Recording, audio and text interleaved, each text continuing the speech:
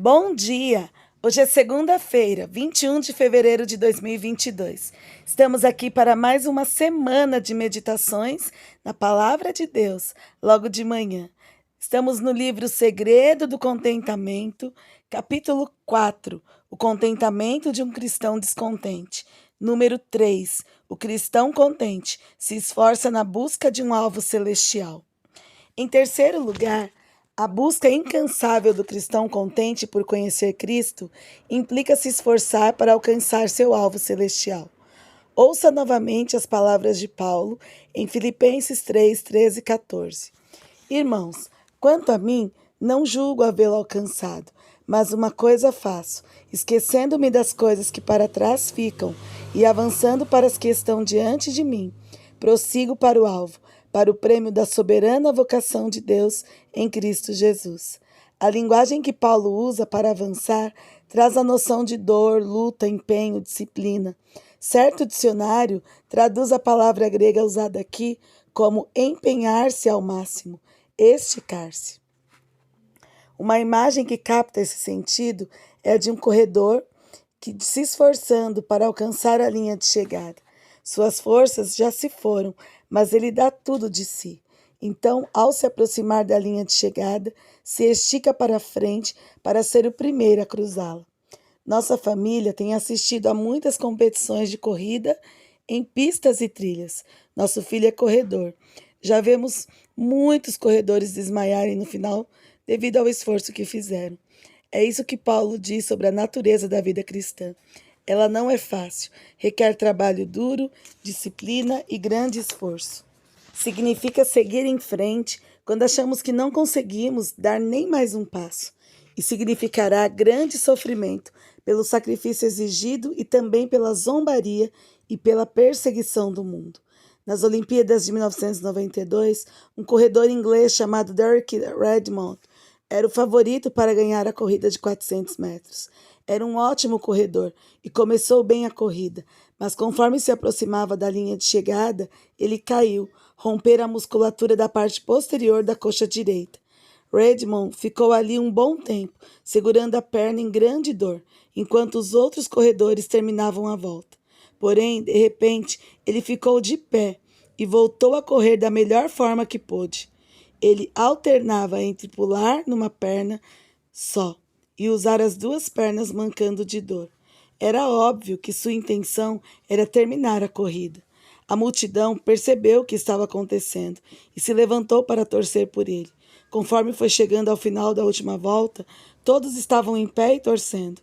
Sem ninguém esperar, o pai de Derek invadiu a pista e abraçou brevemente seu filho. Os dois, o pai apoiando o filho, caminharam até a linha de chegada. Derek Redmond não ganhou a corrida naquele dia.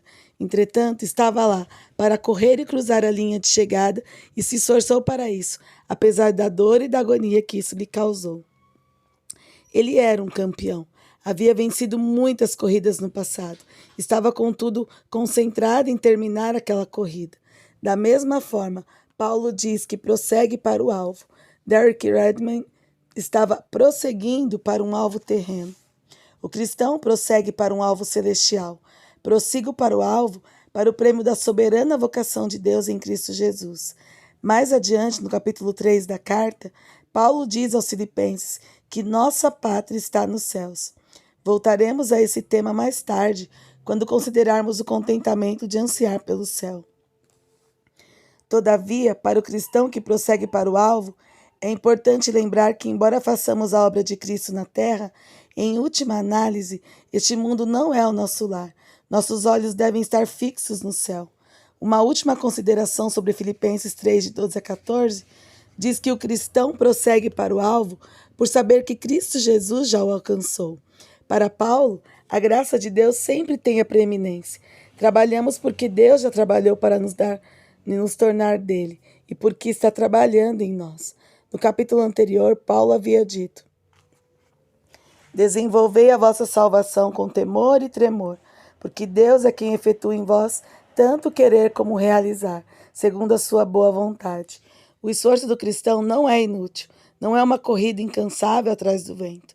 Ele se baseia no conhecimento de que Cristo já completou a carreira e a obra necessária para a nossa salvação. Já nos fez sua propriedade e a Ele pertencemos. E Cristo, por seu Espírito, continua a trabalhar por meio de nós, à medida que completamos a obra que Deus confiou a nós. Isso deveria quietar o nosso coração e dar paz à nossa alma atribulada. E mais, o cristão contente e em paz, que sabe que sua eternidade está segura em Cristo, prossegue para conhecê-lo melhor, contente, ainda que descontente. Isso é um mistério, mas esse é o caminho para a verdadeira paz. Raimundo Lúlio, missionário entre os muçulmanos do norte da África, foi alguém que prosseguiu para conhecer Cristo e participar de seus sofrimentos. Aos 79 anos, ele lecionava árabe na Europa quando sentiu um forte desejo de voltar para o norte da África. Seu biógrafo, Samuel Swerner, descreve: seus alunos e amigos naturalmente desejavam que ele terminasse seus dias lecionando tranquilamente e no conforto da presença dos amigos. Contudo, esse não era o desejo de Lúlio. Sua ambição era morrer como missionário e não como professor de filosofia. O lema pessoal de Lúlio era: quem vive pela vida não pode morrer. Nas reflexões de Lúlio lê-se: o homem está destinado a morrer. Ó Senhor, em idade avançada, por falta de calor natural e excesso de frio, está destinado a morrer. Entretanto, se essa for tua vontade, teu servo não desejará morrer dessa forma. Ele prefere morrer no brilho do amor, da mesma forma que por ele tu puseste e dispuseste a morrer. Os perigos e as dificuldades que fizeram Lúlio recuar em 1291 só o impeliram novamente ao norte da África em 1314. Seu amor não esfriara, mas brilhava ainda mais forte. Ele não ensinava somente pela coroa de Marte, mas também por ver mais uma vez seu pequeno grupo de convertidos na África. Animado por esses sentimentos, ele viajou até Bugia em 14 de agosto e por quase um ano trabalhou secretamente entre um pequeno grupo de convertidos que em visitas anteriores ganhara para a fé cristã. Por fim, cansado de se esconder e ansiando pelo martírio, apareceu na praça central e se apresentou ao povo como o mesmo homem a quem eles haviam expulsado da cidade. Era Elias, se mostrando a uma multidão de Acabes. Lúlio ficou de pé diante deles e os ameaçou com ira divina, caso ainda insistissem em seus erros. Ele fez seu apelo com amor, mas falou abertamente toda a verdade. As consequências podem ser facilmente previstas. Tomada de um fanatismo, enfurecido diante da ousadia de Lúlio, incapaz de responder a seus argumentos, a multidão o agarrou e o arrastou para fora da cidade.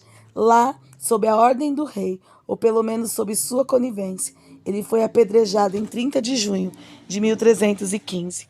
Raimundo Lúlio morreu como mártir com a idade de 80 anos. Avançado em anos como o apóstolo Paulo, Lúlio não descansou diante do que já havia feito. Ele prosseguiu para o alvo, para o prêmio da soberana vocação de Deus em Cristo Jesus. Seu amor por Cristo e sua segurança nele, por saber que não poderia morrer, o fizeram conhecer Cristo ao fazê-lo conhecido até a morte. Esse é o descontentamento piedoso. Daniel diz: o povo que conhece ao seu Deus se tornará forte e ativo. Daniel 11:32. O cristão contente conhece seu Deus e anseia por conhecê-lo, o melhor em serviço sacrificial. Que bom é quando a gente tem no nosso coração o alvo de querer ser como Cristo e saber que a nossa vitória ela só termina no céu. E aquilo que estamos almejando só terminará lá, porque lá será o lugar eterno, onde viveremos para sempre. Se você já recebeu Jesus como Senhor e Salvador da sua vida, você terá para sempre uma morada eterna ao lado do seu Criador e do seu Senhor. Mas vamos fazer agora a última parte do texto, que fala sobre a discussão, para nós discutirmos um pouquinho. Número 1. A ideia de que o cristão contente é também decididamente alguém descontente soa como uma contradição. Você já passou por épocas em sua caminhada cristã nas quais experimentou paz e contentamento ao mesmo tempo em que ansiava por conhecer mais a Cristo? Numa tentativa de exercitar a mente nessa verdade bíblica, pare e pense como poderia explicar essa verdade a alguém. Eu creio que todo cristão já passou por isso, de você estar firme em Cristo, tendo lutas, passando por adversidades e ao mesmo tempo estando firme no Senhor. Ao mesmo tempo, confiar e se alegrar e se deleitar no Senhor, independentemente das circunstâncias. Esse é o verdadeiro contentamento, mesmo em meio aos dias difíceis. Número 2, você já perdeu o foco de uma coisa, de conhecer Cristo, talvez até enquanto servia? Como você pode se manter focado, mesmo em meio às várias atividades que Deus o chamou a realizar? Eu creio que esse é um grande perigo que o cristão tem. O cristão muitas vezes se coloca para fazer coisas para o Senhor e se perde no meio do caminho, ou desistindo no meio do caminho por algumas divergências, ou talvez pelo seu próprio desânimo, por colocar outras coisas no lugar de Deus, e talvez por não querer cumpri-lo, porque não soube honrar o seu compromisso diante do Senhor. Então, essa é uma posição que nós temos que ter. Servir a Deus implica em negar a nós mesmos, mas não desistirmos jamais.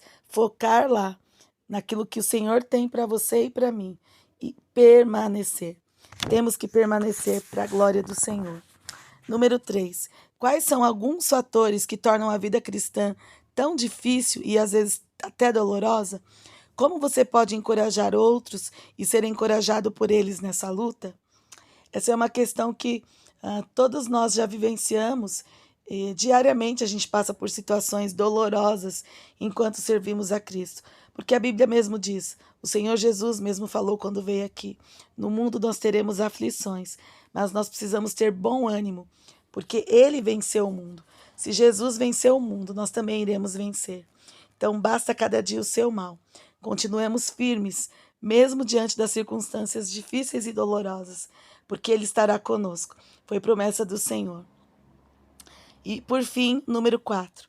Você tem a sensação de que Deus o está chamando para servi-lo de alguma forma, conforme você busca conhecê-lo, ao torná-lo conhecido? Essa é uma pergunta muito pessoal. Você está ouvindo a palavra do Senhor há um bom tempo, quer seja aqui no Logo de Manhã, quer seja na igreja que você congrega, nas situações que você tem falado e vivido em relação à pessoa de Deus e à sua palavra. Mas você já se posicionou ao lado dele? Já fez um compromisso de servi-lo, de conhecê-lo cada vez mais? Esse é um ponto muito importante. Minha oração nessa manhã e nesse dia é que o Senhor te ajude a encontrá-lo na palavra de Deus e que você seja transformado por essa ação que é maravilhosa. E dela depende tudo para a nossa vida. Amém, queridas? Vamos orar. Obrigada, Senhor, por essa manhã, por mais esse início de semana. Nós apresentamos as nossas vidas no teu altar, crendo que o Senhor está no controle de todas as coisas, que o Senhor nos conduzirá, Deus, que o Senhor irá à nossa frente e que vamos, Deus, diariamente avançando, porque é o Senhor quem nos dirige, é o Senhor quem nos fortalece, é o Senhor quem nos anima. Abençoe as minhas irmãs, as minhas queridas amigas que ouvem Logo de Manhã, que elas sintam-se encorajadas, orientadas e abraçadas por Ti para mais esse início de ciclo. Em nome de Jesus nós oramos. Amém. Amém, queridas? Um grande beijo. Fiquem com o Senhor e até amanhã, se Ele nos permitir. Tchau.